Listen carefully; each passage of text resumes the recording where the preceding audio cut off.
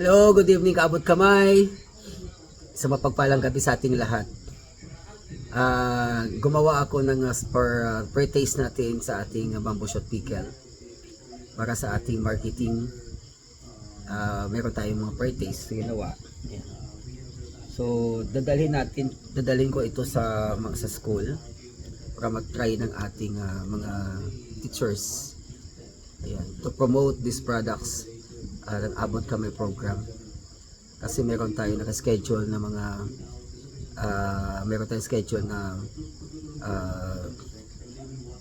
feeding program dito sa aming barangay. Ayan.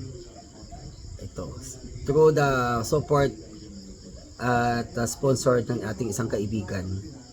Ayan. Thank you very much. Paki-share lang ng ating videos. Ayan. At ito ay isang programa for ACOS ng ating Abot Kamay program.